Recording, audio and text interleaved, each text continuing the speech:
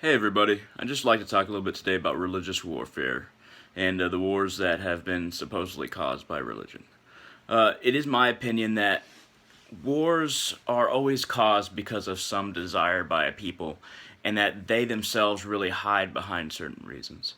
If we go back to the Crusades, the Christian Crusades, I really think that the kings just wanted more land and wanted more influence and wanted what they believed to be in charge. But I don't think that they did it on behalf of Jesus. I think they did it on behalf of themselves. But this is true of all religions. If we go to Islam, it's kind of hard for me to believe that anybody, even nowadays, kills because they really think Muhammad wanted them to kill. That that Muhammad wanted them to slaughter those who believe differently and impose their rule onto others, like through ISIS. It's it's hard for me to believe that reading the religious book, the Quran, uh, or the Christians reading the Bible, that out of that people come to the conclusion that okay, everybody else of every other belief should be killed. The holy books, they don't say specifically that no one who doesn't believe like you should be killed, but they do talk about peace and tranquility and coming to terms with those around you, even those who do not believe the same as you. There are many instances in all holy books where people have actively rose up against the religion that their holy book is a part of, and that's different than somebody who just believes differently and is your neighbor. Uh, and we have to be able to discern that difference. We have to be able to see that in all the holy books, the enemies are really the ones who were trying to ram in your door, and not really the ones that were standoffish, not really the ones who were just leaving them alone. Um, the Egyptians did terrible things to the Hebrews. That's why the Hebrews had to destroy them with the help of God, uh, according to them. And the the Romans did terrible things to Christ, and then that's why their power was undermined the second they did that. But also, the roots of it was far before. Um, and the Quraysh, the opponents, the idol worshipping opponents that uh, those who followed Muhammad fought at the time of Muhammad. They were very much actively violent towards the Muslims, the first Muslims. They were they didn't want the idea that there is only one God to exist, so that they were actively violent and pursued them and assaulted them.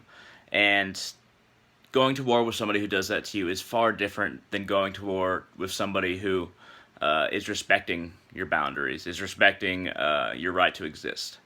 And in the Quran at the time of Muhammad, the Jews they weren't considered an all-out enemy.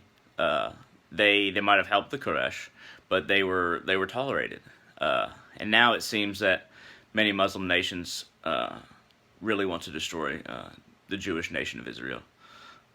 We've disseminated in all religions from what was acceptable warfare at the time. But I really don't think religion and warfare can be combined into one thing. Um, for instance, in the time of the Mahabharata and the Bhagavad Gita in it, um, the reason that the Pandavas, the good kings, went to war with the bad kings in India, the Kurus, uh, is because the Kurus would not allow the Pandavas simply to live, to exist as they were. He constantly tried to get into conflict with them for a number of reasons. Uh, and Duryodhana, King Material Desire, the head of the basically bad kings at the time of the Mahabharata in India, thousands of years ago, um, he could not bear the idea that the Pandavas existed because they had a claim to rulership just as he did, and that just ate at him and ate at him. It's complicated as to exactly what he did and what he said he believed, but that's what really ate at him. And then that is a true enemy, one who cannot tolerate you simply existing, that you try to talk to, but it comes to nothing in the end. That is what a good war is, but I wouldn't even call that religious warfare.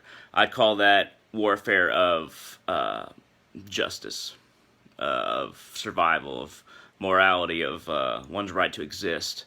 But but religious warfare, I wouldn't classify that as the same thing. For instance, Krishna, he talked a lot about why the bad kings had to be destroyed, and Krishna is like the Hindu version of Christ. Just very briefly stating that, but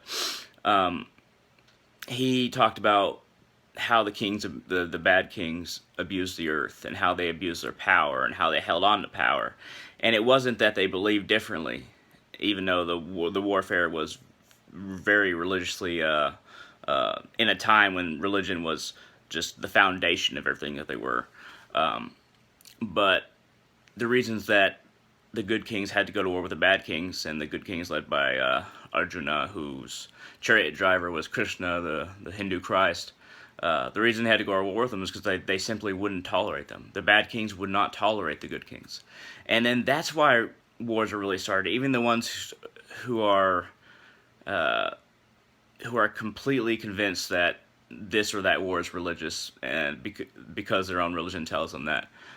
If they look deeper within themselves and within their enemies, they see that the circumstances exist regardless of what religious beliefs either party has. And that's true with all religious warfare, in my opinion. And those who are very bad people who use religion as like a cover. I'll give this analogy. Don't aim at their shield. Don't aim at the religion they use as their shield, because you're just going to bang off of it. You're just going to tap against something that can't feel. What you need to do, like in phalanx warfare, where each of you has a spear and each of you has a shield, is aim around the shield. Aim at the person and advance onto why they are doing what they want to do, why they are using religion to further their own ends.